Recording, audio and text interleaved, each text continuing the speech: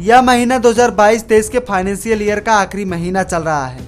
ऐसे में इस महीने के अंत तक यानी 31 मार्च तक आपको कुछ जरूरी काम निपटाने होंगे, नहीं तो आगे चलकर आपके लिए कई बड़ी दिक्कतें आ सकती हैं।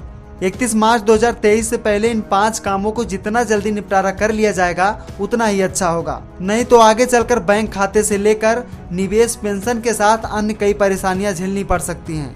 ऐसे में पहला काम है पैन कार्ड को आधार कार्ड से लिंक कराना। आयकर विभाग लगातार पैन कार्ड धारकों को अपने पैन को आधार से जोड़ने के लिए कहता आ रहा है, लेकिन अधिकतर लोग इसे हल्के में लेकर नजरअंदाज कर देते हैं, जो कि ऐसा करना बाद में बड़ी परेशानियां पैदा कर सकता है। ऐसे में अगर आपने अभी तक अपने पैन कार्ड को आधार कार्ड से लिंक नहीं कराया है तो जल्द ही करा लें। 31 मार्च 2023 के बाद ऐसा नहीं करने पर आपका पैन इनएक्टिव हो जाएगा। Central board of direct taxes CBDT द्वारा 30 जून 2022 के बाद से 1000 रुपए की लेट फीस वसूली जा रही है।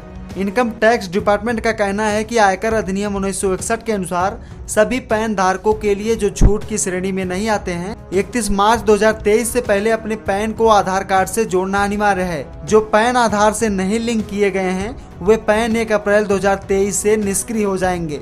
ऐसे में पैन कार्ड इनएक्टिव होने पर आपको म्यूचुअल फंड या स्टॉक अकाउंट खोलने जैसी चीजों की अनुमति नहीं होगी।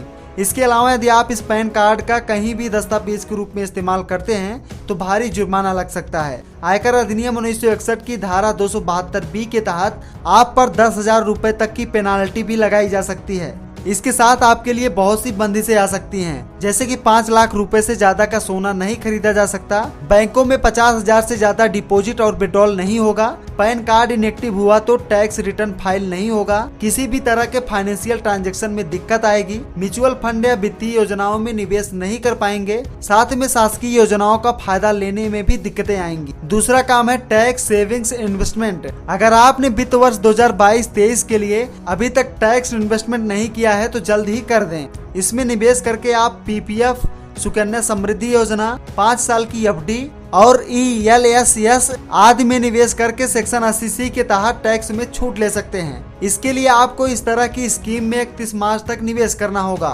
तीसरा काम है PM वय वंदना योजना में निवेश। केंद्र सरकार द्वारा वरिष्ठ नागरिकों के लिए शुरू की गई प्रधानमंत्री वय वंदना योजना यानी PMVVY में अब 31 मार्च 2023 तक निवेश किया जा सकेगा। यह योजना 60 साल और उससे अधिक उम्र के नागरिकों के लिए पेंशन योजना है। इस योजना का लाभ एक मुक्त राशि का भुगतान करके लिया जा सकता है। इससे पहले इसमें निवेश करने की आखिरी तारीख 31 मार्च 2020 थी। ऐसे में अगर कोई वरिष्ठ नागरिक PM वय वंदना योजना में निवेश करना चाहते हैं तो 31 मार्च 2023 तक ही ऐसा कर सकते हैं। इस योजना को आगे बढ़ाने के लिए सरकार ने किसी तरह का नोटिफिकेशन जारी नहीं किया है। ऐसे में आप इसमें केवल मार्च तक ही निवेश कर सकते हैं। चौथा काम है SBI की अमृत कलश स्कीम में निवेश, यानी state bank of India SBI की नई फिक्स डिपॉजिट स्कीम अमृत कलश इसी महीने खत्म होने वाली है। इसके तहत सीनियर सिटीजन को 7.6% की ब्याज दर और आम लोगों को 7.1% की सालाना ब्याज दर दिया जा रहा है। आपकी जानकारी के लिए बता दें कि SBI की इस फिक्स डिपॉजिट स्कीम में 400 दिन के लिए निवेश करना होता है। पांचवा और आखिरी काम है म्यूचुअल फंड में नॉमिनेशन। अगर आपने अभी तक म्यूचुअल फंड में नॉमिनेशन की प्रोसेस को पूरा नहीं किया है तो इस काम को आप जल्द से जल्द ही कर दें। सभी फंड हाउस ने इसके लिए 31 मार्च तक डेडलाइन तय की है। अगर आप ऐसा नहीं करते हैं तो आपके म्यूचुअल फंड अकाउंट को फ्रीज किया जा सकता है। तो जितना जल्दी हो सके 31 मार्च से पहले इन 5 कामों को खत्म कर लें और साथ में ऐसी और महत्वपूर्ण जानकारियों के लिए फाइनेंशियल संगम को सब्सक्राइब कर लें। और यदि आपको यह वीडियो अच्छी लगी हो तो वीडियो को लाइक और शेयर भी कर दें।